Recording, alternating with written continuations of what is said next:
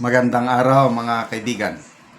Bigyan natin ngayon ng reaction, opinion, itong latest post ni Professor Clarita Carlos 3 hours ago. Sabi niya, will a Traore type leader ever emerge in our country?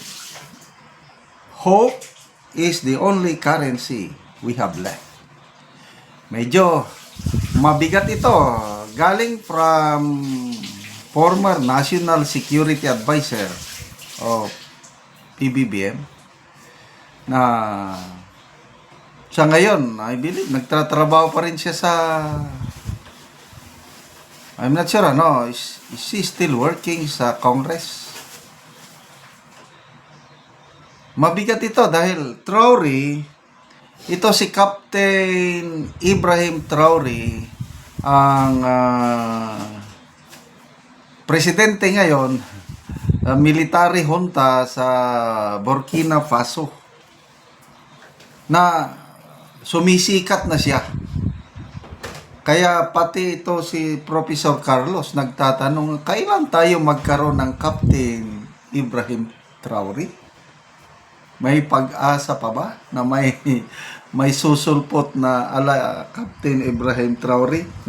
Ito si mga nag-response Christian Dave Costan Umayaw.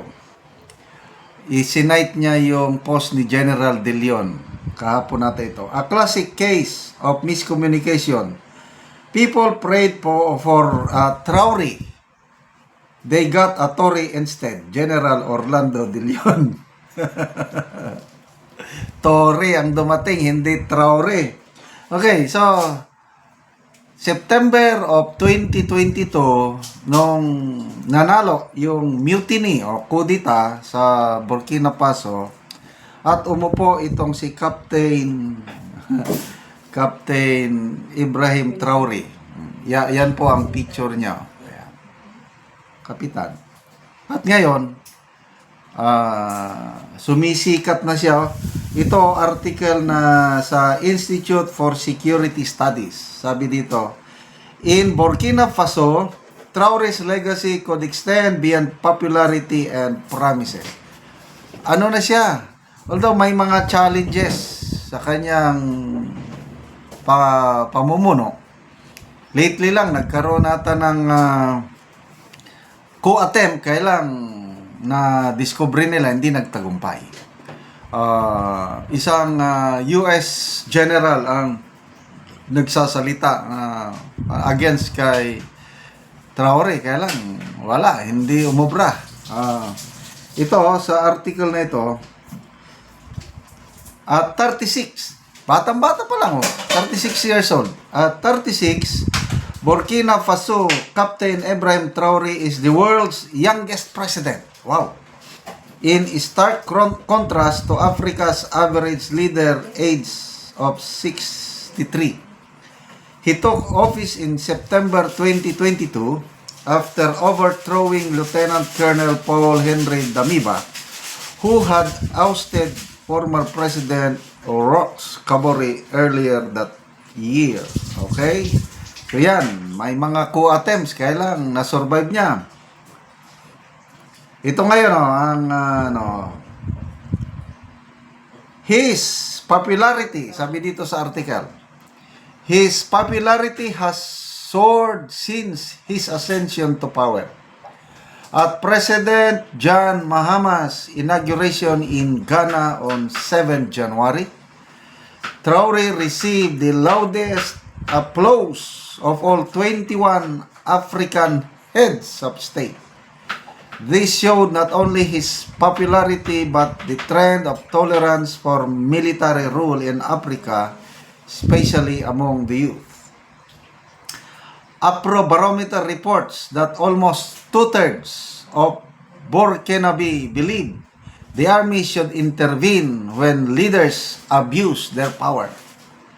Likewise, 66% accepts military rule, up from 24 in 2012. The fact that the survey was conducted at a time when the country was under military rule portrays a general acceptance of the regime.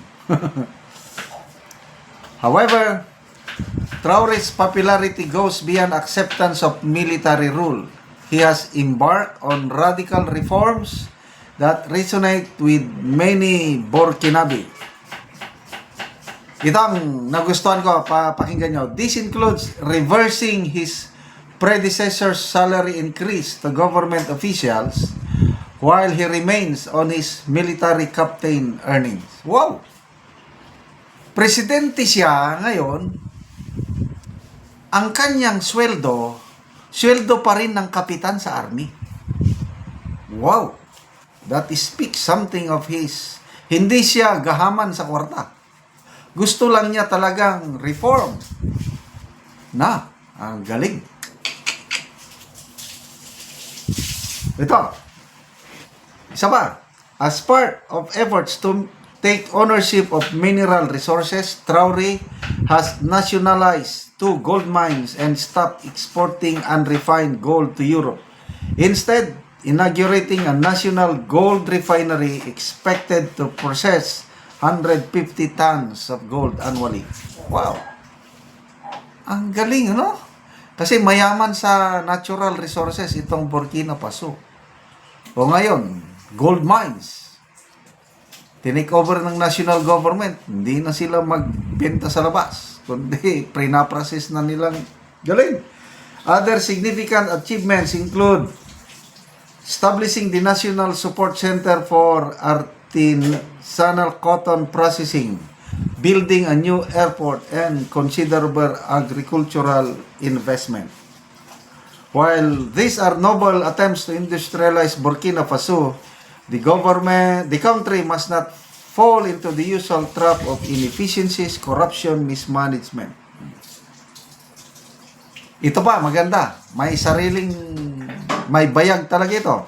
Furthermore, Traore has rejected financial assistance from the International Monetary Fund and World Bank, insisting the country can develop without Western loans and conditionalities.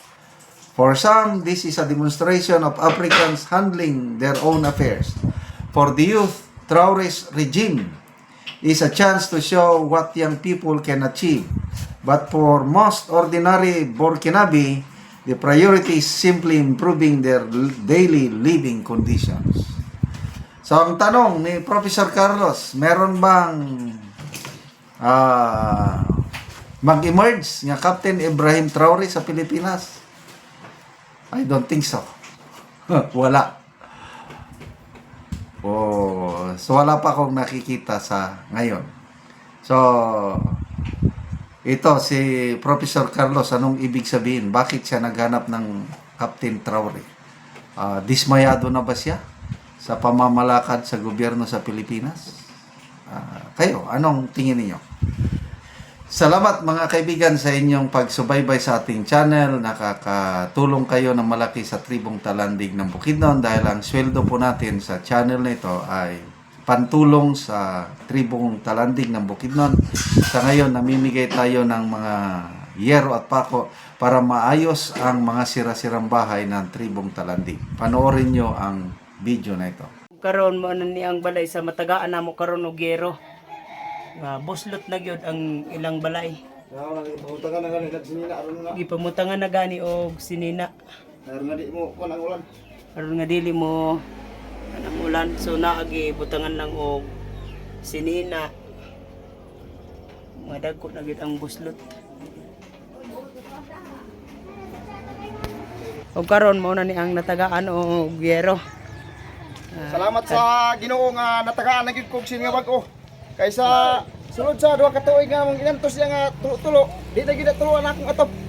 Og salamat sa nagtanaw sa video og sa nagsuporta. Daghang kay salamat. Ay, kumawa ka. Tapos lang di sandig